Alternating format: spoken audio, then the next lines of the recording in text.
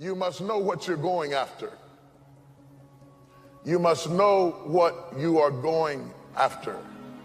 You can't live your life meandering around hoping you hit something, and whatever you hit, you say, that's what I was aiming at. You have to have a specific target in mind. Most people don't succeed at getting what they're going after because they don't take the time to research what they're going after. They ask for things and then see if they want them. But you have to be careful about that, because if you ask for something, you might get it. You need to be sure that that's what you want to see happen in your life. Know what you're going after. So before you go after it, ask God, is it yours? Because if it's not yours, and the only reason you're going after it is because it looked good on somebody else, you begin to covet what belongs to somebody else. Most people want everything they see somebody else with. They buy clothes that don't look good on them. They wear hairstyles that don't look good on them. They buy houses they can't afford because they're trying to keep up with somebody else. But if you really want to be a winner, if you really want to come off as successful, if you really want to be bright, only go after things that are meant for you to have. It will make you look successful. And what makes you look bright is when you pick your battles. There are some things that you don't fight because that's not your fight. You don't get into that thing. You don't pick those battles. You don't covet what you see somebody else fight down because they're anointed to fight that. They can do that. You might not be gifted to fight that area, and you don't want to covet somebody else's battle or covet somebody else's success. Covet, and the other word I want you to think about is the word envy, because envy is the attitude that you have about other people's success. And the quickest way to stop being envious of other people's success is to know that everything in your life is preparing you for that thing, that there are in your life defining moments. This is a critical issue. There are in your life defining moments, moments that if you handle properly, they are pivotal points that change your life for a lifetime.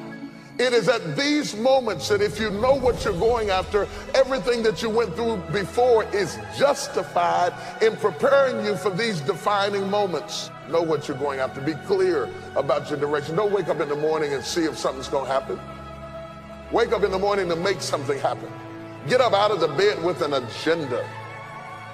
Oh, I lost half of you on that. Because you're just so happy that you got up. You don't care what does happen. You say, well, at least I'm up.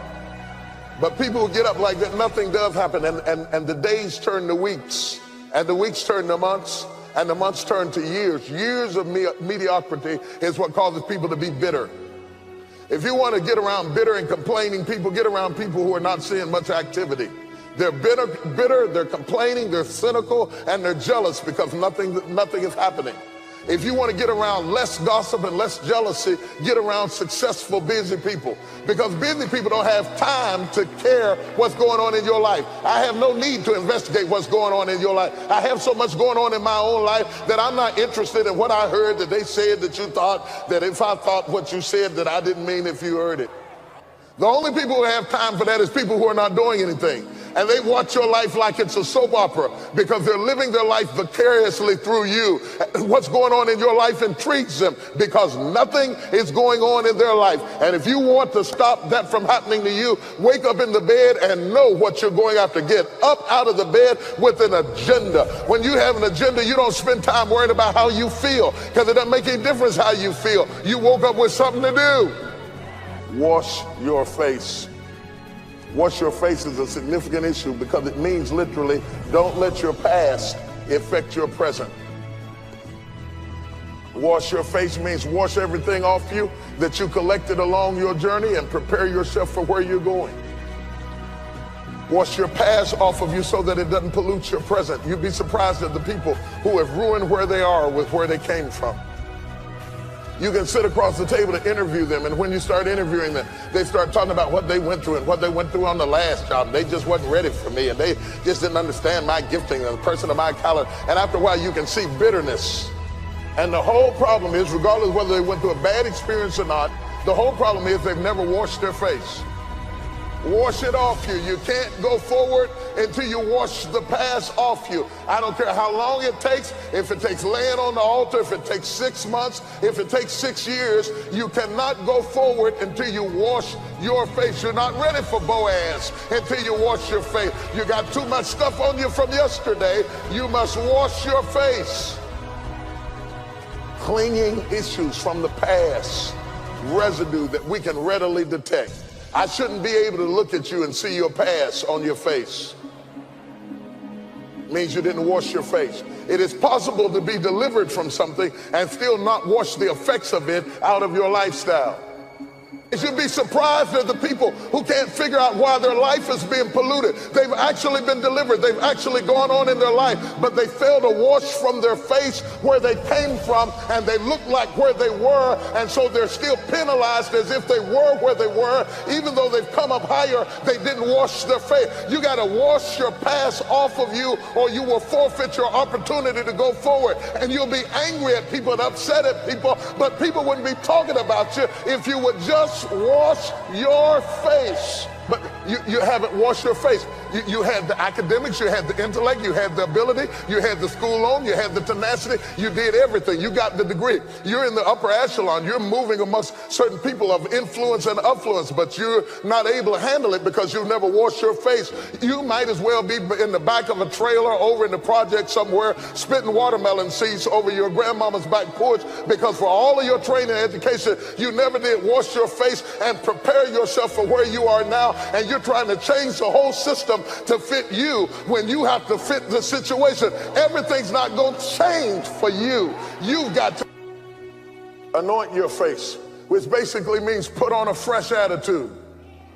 Makeup does stuff. It brightened your countenance. It gave you a fresh, clean, glowing look. And that's what the anointing does. It gives you a glowing look. It gives you an effervescence. It gives you a sense of excitement. It gives you a positive attitude where you walked into a room glowing. Understand, this is something you have to put on. This is not you. You put it on. Our generation has the philosophy, keeping it real. And we think keeping it real means expressing everything you think. But keeping it real will keep you broke. It will keep you unemployed. It will keep you divorced, because people really cannot handle that. They don't want that. What they want from you is to come to work with your face glowing and walk up and say, "Good morning, may I help you today?"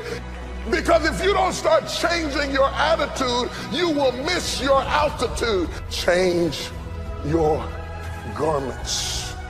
Changing your garments means to prepare for something that hasn't even happened yet.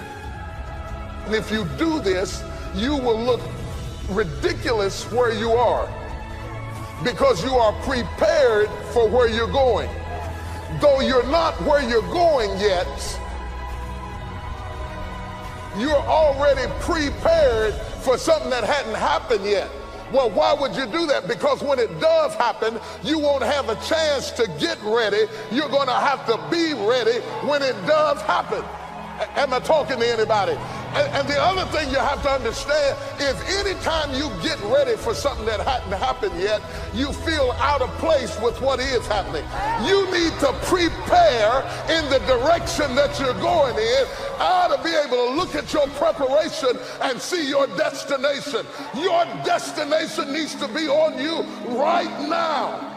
Understand, my brothers and sisters, that when you do put it on, there's going to be a certain amount of peer pressure where people start treating you differently where you are because you're dressed for where you're going.